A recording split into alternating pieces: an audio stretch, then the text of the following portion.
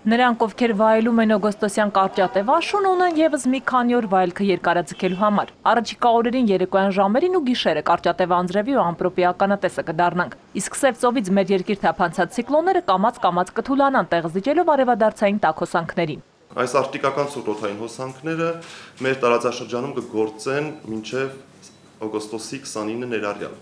Ցածր ջերմային ֆոնը կպահպանվի, մայրաքաղաքում այս օրերին ցերեկային ժամերին օդի ջերմաստիճանը կտատանվի 24-ից 26, գիշերային ժամերին 12-ից 14 աստիճանի սահմաններում։ Իսկ ահա օգոստոսի 30-ից սկսած օդային հոսանքները աստիճանաբար կսկսեն փոխել իրենց ուղղությունը, այսինքն եթե այս պահին փչում են հյուսիսարևմուտքից,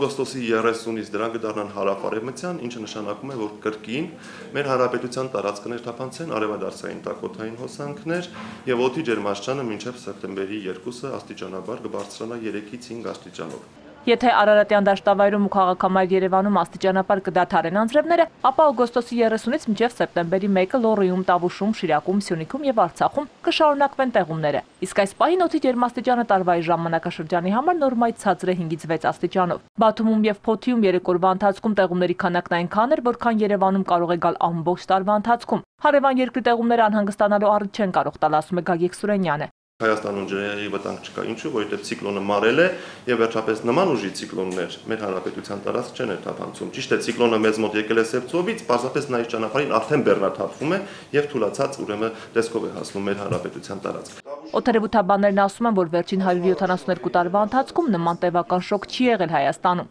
Հուլիսին 20 օր ջերմաստիճանը 38-ից 39 աստիճան էր, իսկ օգոստոսին 15 օր շարունակ 40-ից 41 աստիճանի սահմաններում։ Խոսակցությանը, որ պաշտոնապես ավելի ցածր ջերմաստիճան էր հայտարարվում, քան քաղաքացիներն էին արձանագրում, մասնագետն արձագանքում է։ Շատ քաղաքացիներ ուրեմն ջերմաչափը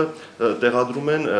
արեգակի անմիջական ճառագայթների տակ կամ տեղադրում են պատերի կամ մետաղաթիթեղների մոտ եւ ենթադրենք արեգակի ճառագայթները եթե գոնե 1 ժամ ընկնեն այդ հատվածի վրա, արդեն ջերմաչափի սնդիկը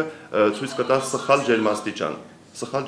Իսկ մեզ մոտ ջերմաստիճանը չափվում է բացարձակ ստվերում, որը ամբողջ համաշխարհային օդերևութաբանական կազմակերպության ստանդարտներն են։ Եվ այսպես մի քանի օրվա անձրևային թարմություն եւս ու սեպտեմբերի համար կանխատեսվում է 28-ից 30 աստիճան ջերմություն, իսկ տեղումների քանակը կլինի նորմայի սահմանում։ Քրիստինե Սուքեսյան, Աշակ Մարտիրոսյան, Էպիկենտրոն։